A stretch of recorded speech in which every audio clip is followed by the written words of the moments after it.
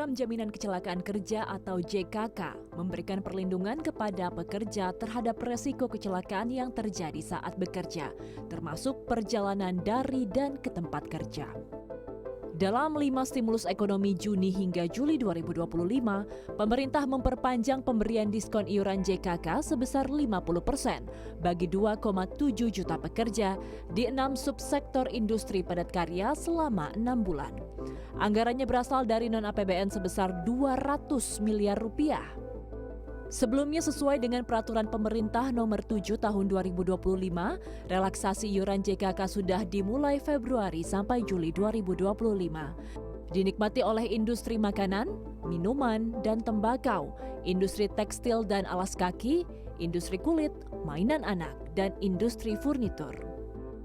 Ini tujuannya adalah untuk kepada para pekerja di industri padat karya yang mendapatkan tekanan akibat berbagai situasi global dan persaingan ekspor bisa tetap mendapatkan jaminan kehilangan kerja dengan iuran yang hanya dibayarkan 50%-nya saja. Lalu apa kaitannya diskon iuran JKK ini bagi jaminan kehilangan pekerjaan atau JKPP? Pekerja memiliki iuran jaminan kehilangan pekerjaan yang dipotong 0,46% dari upah pekerja per bulan. Perinciannya sebanyak 0,22% ditanggung oleh pemerintah pusat, sebanyak 0,1% bersumber dari jaminan kematian, lalu 0,14% berasal dari iuran JKK. Nah, iuran JKK itulah yang mendapatkan diskon sebesar 50%. Iuran JKK dan JKM ditanggung oleh perusahaan dan diberikan dalam bentuk tunjangan.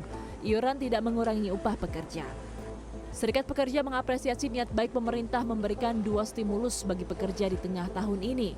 Namun perlu langkah komprehensif dari pemerintah untuk menata kembali berbagai persoalan di sektor ketenagakerjaan dan mempercepat pembahasan Undang-Undang Ketenagakerjaan agar mendapat jaminan kepastian pekerjaan, kepastian upah, dan jaminan sosial. Ya kalau dibilang membantu pasti membantu ya, apalagi orang yang ter-PHK. Pada prinsipnya tidak ada satu orang pekerja pun yang siap ketika di PHK. Kan gitu, tahu-tahu lagi bekerja enak, di PHK, jebret, apalagi ada yang nggak dapat pesangon misalnya gitu. Pesangonnya cuma sekian rupiah, ya pasti bingung.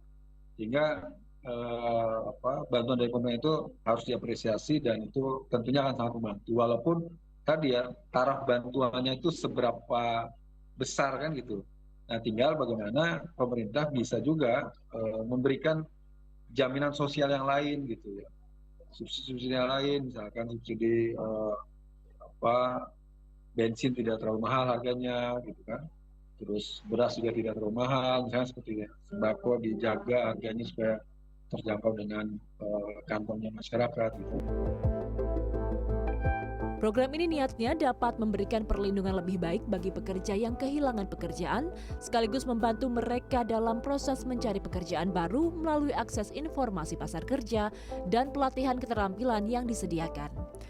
Namun Serikat Pekerja belum menemukan implementasi dari eksistensi program JKP tersebut.